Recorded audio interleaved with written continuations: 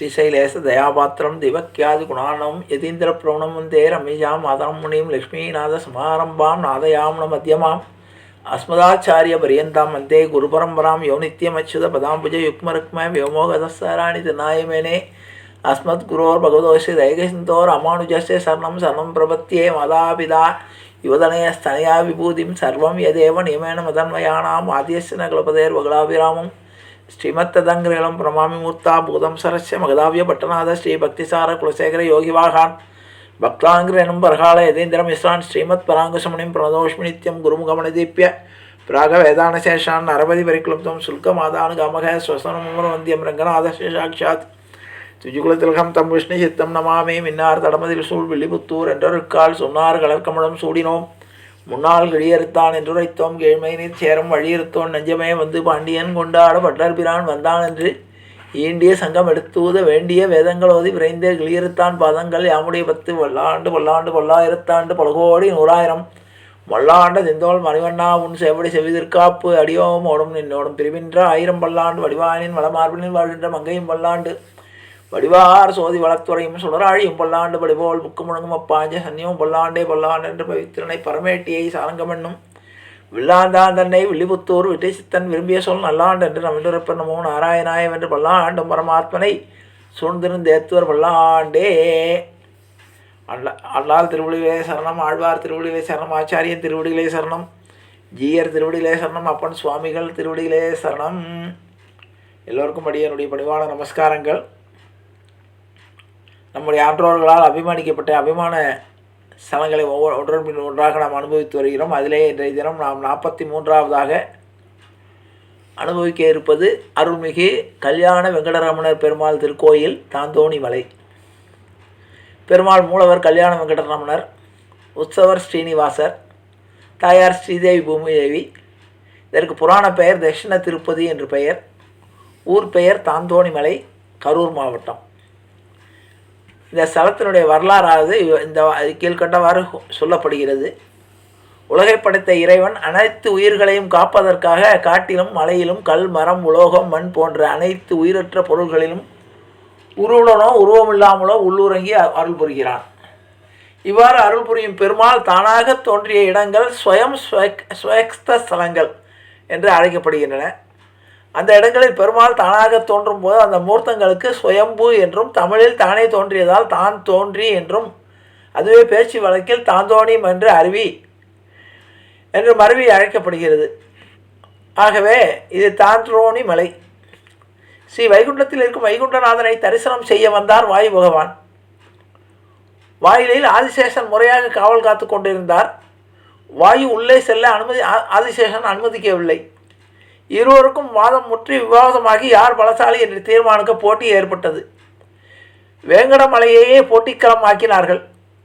ஆதிசேஷன் வேங்கடமலையை சுற்றியபடி அழுத்தி பிடிக்க வாயு பகவான் மலையை தன் வேக வீச்சால் நகர்த்த முயல இருவரின் பழப்பரிச்சைகளும் திருவேங்கடமலையின் பாறைகள் பல பகுதியில் சிறு துண்டுகளாய் வெடித்து சிதறின.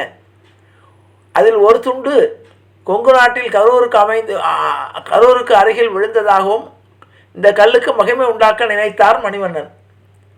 3ஆம் குலோத்துங்க சோழன் அரசவையில் புலவராக இருந்தவர் ரங்கநாச்சாரி. தன் மனைவி சுந்தராம்பிகையுடன் வாழ்ந்து வந்தார். அவர் சிவன் மீது தீராத பக்தியும் அன்பும் கொண்டவர். வேறு எந்த கடவுளையும் வணங்க மாட்டார். அந்த தம்பதிக்கு குழந்தை இல்லை. சுந்தராம்பிகை தனக்கு குழந்தை பிறந்தால் அதனை 5 வயதில் திருப்பதிக்கு கூட்டி வந்து மொட்டை போடுவதாகவும் திரு வெங்கடாஜலபதியும் வேண்டிக் கொண்டாள். சுந்தராம்பாள் திரு வெங்கடேச பெருமாளுடைய அருளால் சுந்தராம்பிகை கருவுற்றால். தம்பதிகள் மகிழ்ச்சி அடைந்தனர். ஆனால் சுந்தராம்பிகை வேண்டிக் கொண்டது ரங்கநாச்சாரியாருக்கு தெரியாது. குழந்தையும் பிறந்தது. குழந்தைக்கு குண்டலாச்சாரி என்று பெயர் சூட்டினர். 5 வயது ஆனதும் வேண்டிக் கொண்டபடி நேர்த்திக்கடனை செலுத்த கணவரிடம் அனுமதி கேட்டால் சுந்தராம்பிகை. ரங்கநாச்சாரிக்கு கோபம் ஏற்பட்டது. கடவுள் சிவன் அன்றி வேறு யாரும் இல்லை, நீ திருப்பதிக்கு செல்லக்கூடாது என்று கட்டளையிட்டார். சுந்தராம்பிகை மிக கலங்கினாள்.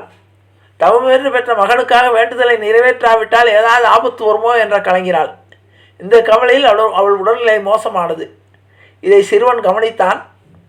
கவனித்த சிறுவன் அம்மாவின் கவலைக்கு காரணம் கேட்டான். அம்மா நடந்த விவரங்களை கூறினாள்.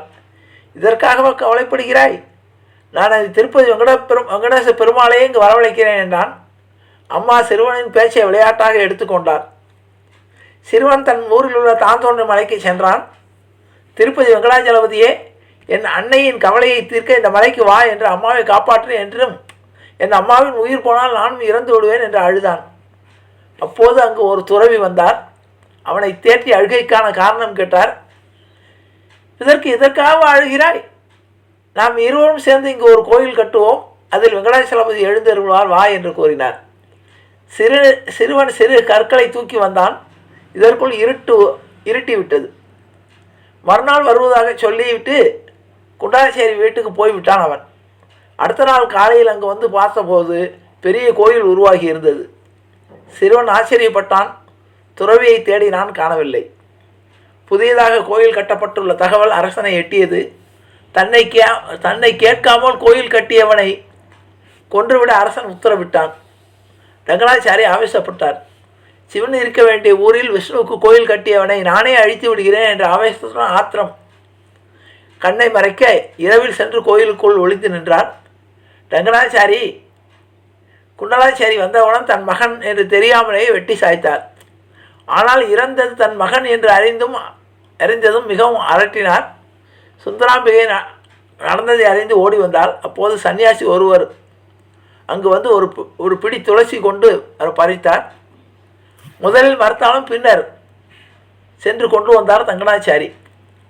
குண்டலாச்சாரியின் வெட்டப்பட்ட இடத்தில் துளசி சாறு பிழிய உயிர்த்து எழுந்து நடந்து சிறுவன் அனைத்தையும் கூறினான். மகன் அனைவரும் மலை மீது அமைந்திருந்த கோயிலுக்கு சென்றனர். உடன் வந்த சன்னியாசி மறைந்து குகை நடுவே வெங்கடேச பெருமாள் தோன்றினார். தானாக தோன்றிய அப்பெருமாள் குண்டலாச்சாரிக்காக இங்கு தோன்றிய காட்சி தந்தேன். இனி இந்த தளத்திலும் நான் லட்சுமியிடம் குடியிருப்பேன். உன் பிரார்த்தனை இங்கேயே செலுத்து என்று கூறினார். அது முதல் திருப்பதி பெருமாளுக்கு வேண்டிக் கொண்டு அங்கே செல்ல இயலாதவர்கள் தம் காணிக்கைகளை இங்கேயே செலுத்த தொடங்கினார்கள். எப்போதும் லட்சுமியை மார்பில் கொண்டு பெருமாள் காட்சி தருவதால் பெருமாள் கல்யாண வெங்கடரமண சுவாமி என்று அழைக்கப்படுகிறார். இக்கோயில் அதிசயிக்கும் வகையில் பெருமாள் மேற்கு நோக்கி அமைந்திருக்கிறார்.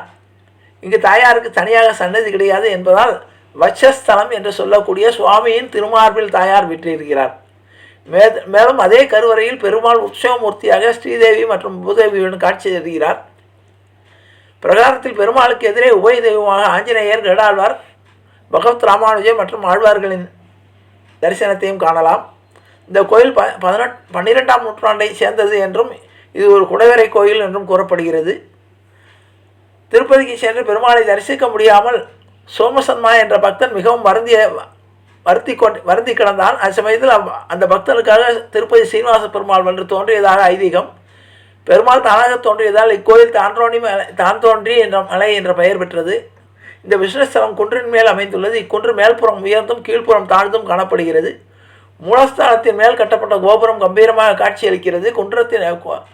குன்றின் மேல்புறம் குடையப்பட்டுள்ள அழகிய குடவரை கோயில் கல்யாண வெங்கடரமண பெருமாள் மேற்கு நோக்கி நின்ற கோலத்தில் பக்தர்களுக்கு அருள் புரிக்கிறார்.